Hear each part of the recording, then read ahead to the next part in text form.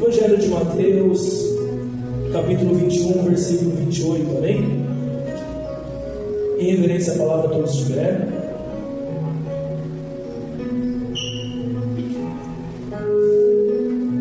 Diz assim as Sagradas Escrituras: Mas que vos parece, um homem tinha 2 filhos, e dirigindo-se ao primeiro disse: Filho, vai trabalhar hoje na minha vinha? Ele, porém, respondendo, disse: Não quero. Mas depois arrependeu-se e foi. Versículo 30: E dirigindo-se ao segundo falou-lhe de igual modo, e respondendo ele disse: Eu vou, Senhor. E não foi.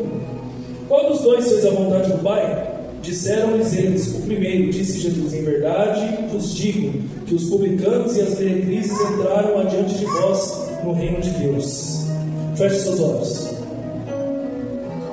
Querido Deus, Pai maravilhoso, nós estamos aqui essa noite, Senhor, para aprender mais um pouquinho contigo, Deus. Pai, que todos aqueles que se sentirem exortados pela palavra saiam daqui felizes, regozijantes, porque o Senhor só corrige o filho que ama. O Senhor só trata com a pessoa que o Senhor ama. Então, como eu fui tratado por essa palavra logo cedo, Pai, e tomei posse, porque é algo também que eu preciso me atentar, eu também preciso aprender. O fato de estar aqui com o microfone na mão, ou um degrau acima dos irmãos, não me faz melhor, pelo contrário, eu ainda sou mais responsável pelas minhas atitudes, porque eu estou ensinando. Então, Pai, no nome de Jesus, implante em nossos corações o desejo de ação, porque a Tua palavra é quem diz: ser somente ouvinte, não praticante, não produz resultado, não produz feito algum em nossas vidas. Pai, ordene a Tua bênção, eu te peço e te agradeço em nome de Jesus, amém. Podem se sentar, queridos. Aleluia, amém? Amados irmãos, essa parábola ela declara algo muito interessante. Esses 2 filhos, o pai chama eles para fazer uma obra, realizar algo. O primeiro declara que não quer ir. O primeiro, ele é direto na sua resposta: eu não vou. Só que a Bíblia diz que depois ele fica em casa meditando, pensando, falando: não, por que eu não vou, né? Eu vou lá sim, meu pai é tão bom comigo, então eu vou. E aí ele decidiu. O outro, ele é mais impulsivo. O pai chama ele de pronto e fala: eu vou. Só que na hora de executar, ele não foi. E aí Jesus completa essa parábola dizendo: publicanos e meretrizes herdaram o reino, que na verdade era para aqueles que se dizem filhos de Deus. O que é que a Bíblia está dizendo? Talvez muitas vezes existem promessas, existem bênçãos que é para o povo de Deus, mas os do mundo estão recebendo no lugar, porque o povo de Deus não executa o que a palavra de Deus pede para executar. Tem pessoas que nem andam com Deus e executam aquilo que a Bíblia ensina e colhem seus frutos, enquanto nós que somos filhos, herdeiros e cordeiros, onde Jesus declarou: vós sois deuses, sois também criadores, não vivemos por falta de execução. Então eu quero chamar a tua atenção para esse filho que é mais impulsivo, porque nós temos que tomar cuidado, irmãos, quando nós deixamos a nossa emoção falar à frente da nossa razão. Toda vez que você for mais emotivo do que racional, pode ter certeza, você vai entrar numa bela de uma enrascada. Você sempre é convidado a ver com mais critério, a analisar com mais frieza. Será que verdadeiramente eu vou dar conta de executar isso ou não? Se não, seja sincero, fala: não vou. Se sim, seja sincero também: não, eu vou. E na hora de ir, vá mesmo. Amém?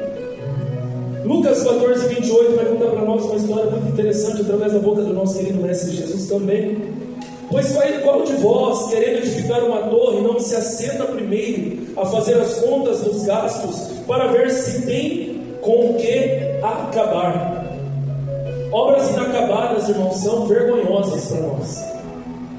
Sempre antes de dar um passo, sempre antes de tomar uma decisão, eu faço uma análise: eu vou dar conta de ir até o fim? Ou será que eu vou só começar na emoção, e daqui a pouco, logo, a hora que passar esse processo, esse momento da emoção, eu vou simplesmente não querer fazer mais, ou vou fazer de má vontade? Então nós devemos ser sinceros, irmãos. Deus gosta de sinceridade. Antes de agir com a emoção, reflita: será que eu vou dar conta de ir até o fim? Jesus continua: para que não aconteça que depois de haver posto os alicerces, e não a podendo acabar, todos os que virem comecem a escarnecer dele. Em outras traduções, a rirem dele.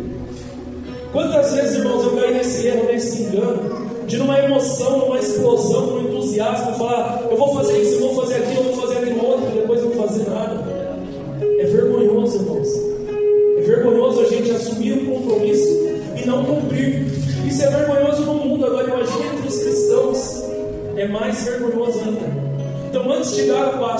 Antes de tomar a decisão, reflita, seja sincero. Eu tenho horas que eu estou muito cheio de atividade. Horas não, eu sempre estou cheio de atividade. E às vezes, irmãos, vem propostas boas. Teve uma vez que veio uma big de uma proposta na minha mão, uma proposta excelente, da qual talvez se eu tivesse aceito, podia até ter escalado uma fama na minha área da educação física. A proposta era muito boa mesmo. Só que eu fui sincero, eu não vou dar conta. É melhor ser sincero do que falar, não, vamos fazer, e a hora que começasse a apertar, eu falar, não quero mais. Eu falei, meu, mas a obra está no meio, como você não quer mais? Tem gente grande envolvida aqui, como você não quer mais? Eu contava com você, como você não quer mais? Nós temos que tomar cuidado, irmãos. Então, por mais que aquela pessoa insistiu, não, vamos fazer. Eu falei, irmão, não dá. Não dá, eu já estou me entregando muito ao trabalho, eu já estou ausente em casa, eu não posso assumir mais nada. Eu prefiro dizer não. É melhor, irmãos. Seja sincero com você mesmo. Entenda que você tem uma limitação. Você tem uma limitação. E não tem problema nenhum com isso. O problema é quando a gente quer abraçar o mundo mesmo sem poder dar conta de abraçar o mundo. Nós queremos carregar pessoas, quando na verdade você não está nem cuidando da própria vida. Você está bem para cuidar de outros? Você está bem para carregar a outros? Seja sincero com você mesmo. Se não tiver, fala, não, eu não estou. Tem um rapaz que a gente sempre conversa, ele sempre vem buscar meus conselhos, mas teve um dia que eu não estava bem. E como ele é uma pessoa muito carregada, eu sabia que ia ser pior para mim. Porque já aconteceu de eu chegar bem, conversar com ele e sair mal, porque a carga que ele carrega é muito pesada. Então eu tenho que estar bem para sentar lá e aconselhá-lo, explicar as coisas. Então naquele dia, a hora que ele vinha, eu falei, irmão, hoje não dá, hoje eu não estou bem. Ah, mas eu não estou bem. Eu sei o meu limite. Eu prefiro não querer ultrapassá-lo, a não ser que Deus me peça para ultrapassá-lo. Do contrário, eu prefiro ser sincero. Não dá, não vou fazer. Hoje não é o dia, não é o momento. Assuma somente aquilo que você dá conta, amém?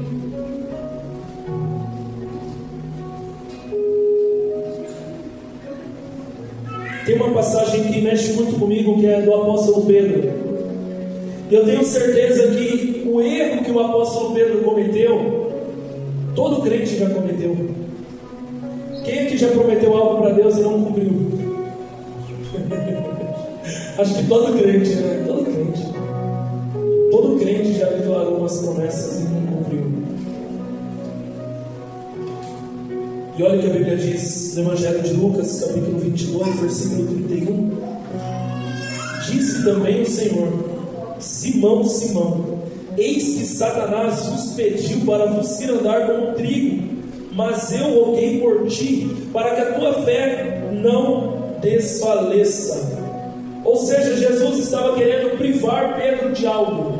Ele estava declarando: Simão, Simão. Quando Jesus chamava Pedro de Simão, ele estava chamando Pedro pela velha natureza. Ele estava falando: olha, eu quero deixar claro que eu não estou falando agora com o apóstolo Pedro, eu estou falando com o velho homem Simão, porque esse eu conheço, que é casca grossa.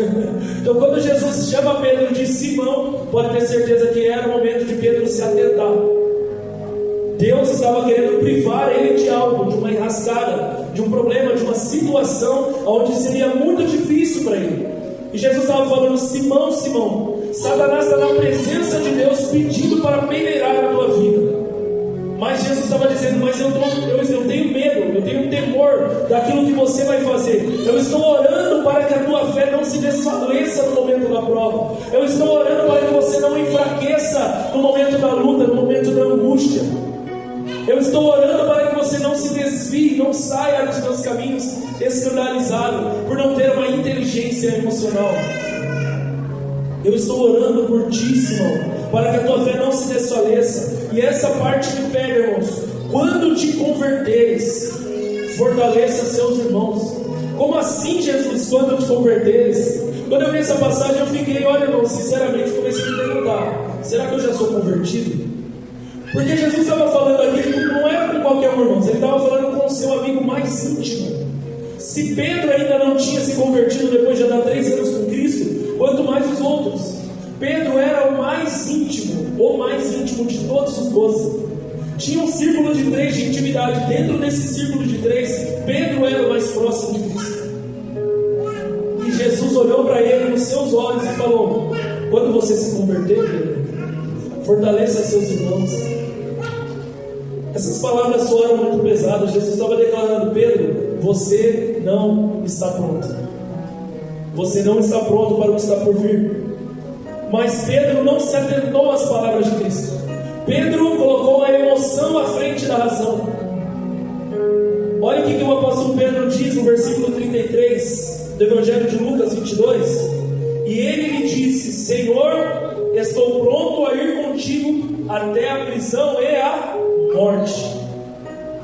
Jesus, eu estou pronto para dar a vida por ti. Jesus, eu estou pronto para entregar toda a minha vida, perder tudo e com alegria. E a hora que bate o pé na beira da cama já está reclamando. Aí Deus olha e fala: mas você não estava pronto para dar vida? Só uma batidinha de pé já fez você começar a blasfemar? Como assim dar vida? Não estou entendendo.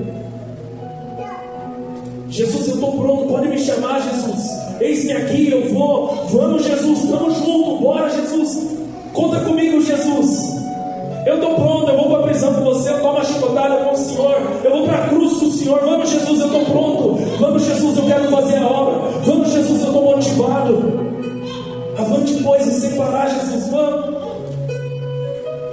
Mas ele disse: digo-te, Pedro, não cantará hoje o galo antes que 3 vezes me negues. E foi justamente o que Pedro disse. Aquele Pedro que estava todo emotivo, todo entusiasmado, todo empolgado, declarando em alto bom som: eu estou pronto, eu vou, Jesus Cristo. Na hora de ir mesmo, fez que nem aquele filho, não foi. Para piorar, eu não sei se você já leu, ele não só negou Jesus, ele se amaldiçoou. Que eu seja amaldiçoado se eu conheço esse homem. Olha o nível que Pedro desceu. Olha o nível. E ele se desviou. Ele saiu dos caminhos de Deus. Ele declarou: vou voltar a pescar. Mas Jesus estava falando: ei Pedro, eu contava com você para que você fortalecesse seus irmãos e não desviasse seus irmãos. Porque sendo líder, ele falou: vou pescar. Os outros falaram: nós vamos contigo. Ele era um influencer daquele tempo. O que Pedro declarava, os outros abraçavam. Você é um influencer. As suas decisões não estão só sobre você. Tira isso da sua cabeça. Tem muitas pessoas que estão quase firmando, quase tomando a decisão de andar com Cristo, porque Ele olha para você. Você é a Bíblia que Ele não lê. Eu sou a Bíblia que Ele não lê. E se nós sairmos do caminho de Cristo, pode ter certeza, a gente vai levar uma galera para a gente. O chamado não é só sobre nós. Mas seja sincero em que etapa você está, em que momento você está. Não tem problema nenhum nisso, irmãos. Se alguém chegar para mim e falar: pastor, eu não estou legal, posso ficar no banco um pouquinho, pastor? Eu estou vendo que se eu continuar com o cargo, irmãos, a chance de eu fazer errado está maior do que de eu fazer certo. Eu conheço o meu momento, pastor. Eu não vou te pressionar, não vou te obrigar, porque assim como eu declarei, eu não quero pessoas obrigadas comigo, porque por obrigação não funciona, tem que ser por amor. Eu vou entender, eu vou falar: meu irmão, senta lá, dá uma respirada, descansa. Se quiser voltar, me fala. Você vê que não dá mais, mesmo me avisa. E a gente vai conversar. A gente vai se tratar como humanos que somos. Talvez esse tempo pode chegar para mim. Eu posso chegar com os pregadores aqui e falar: gente, eu estou sentindo que por um período não é para mim pregar.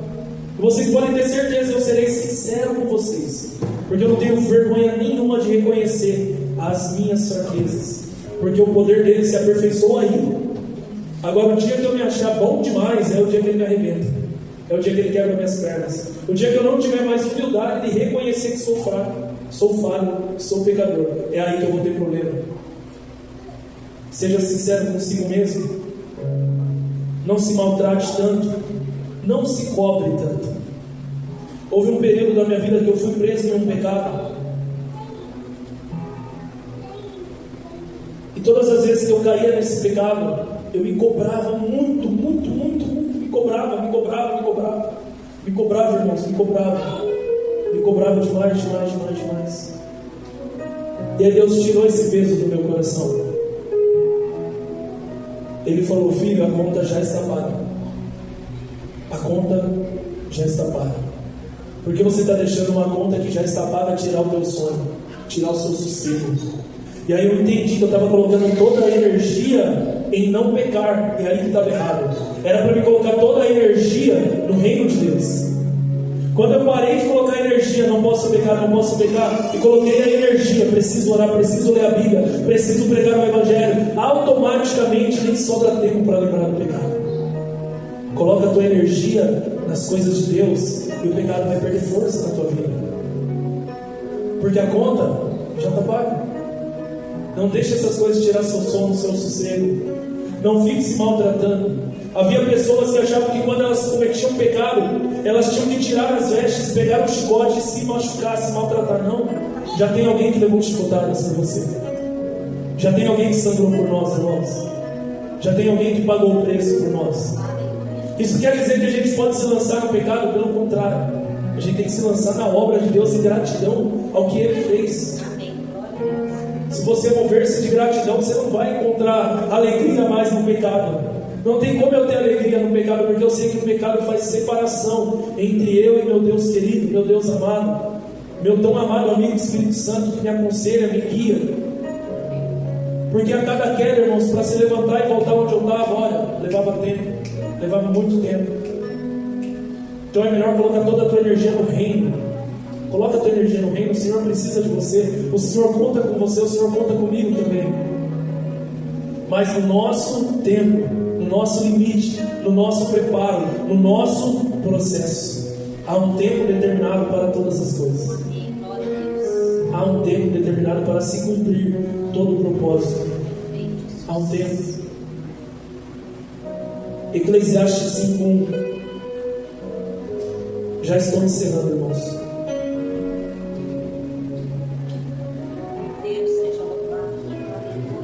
Eclesiastes capítulo 5, versículo 1. Guarda o pé quando você entrar na casa de Deus. Chegar-se para ouvir é melhor do que oferecer um sacrifício de tolos, que fazem o mal sem se dar conta. Que a sua boca não se precipite, nem se apresse o seu coração em pronunciar uma palavra diante de Deus, porque Deus está nos céus e você aqui na terra. Portanto, sejam poucas as suas palavras. Eu tive uma experiência esses dias em oração muito diferente, irmãos. Muito diferente. Porque quando a gente vai orar, como que a gente faz? Vou orar. Abre a porta do quarto, ou a gente está aqui mesmo? Querido Deus, meu Pai, amor da minha vida, eu te amo. Aí fala, Senhor, me perdoa, eu fiz isso, eu fiz aquilo. Aí fala, me reveste com a tua armadura, o sangue do cordeiro. Eu oro pelo meu marido, pela minha esposa, pelo meu filho, pelo meu trabalho. Ora, fala 1 hora e meia, 2 horas. Obrigado, Senhor, fecha a porta e vai embora. Aí Deus, ué, mas não era um diálogo, só você falou? Você nem parou para ouvir minha voz. Então eu fiz uma experiência diferente. Eu fui com a presença de Deus e fiz, sabe o que? Nada. Fiz nada. Não fiz nada. Fechei meus olhos, sentei em uma posição confortável, fiquei só respirando fundo e falando com Ele na minha mente e esperando a doce voz dele vir falar comigo. Não é que eu tive uma experiência maravilhosa, mas... Então muitas vezes a gente fala, Deus não está atendendo a minha oração. E aí Ele fala, mas você nem está parando para me ouvir? A tua cabeça está sempre barulhenta. Você está constantemente falando.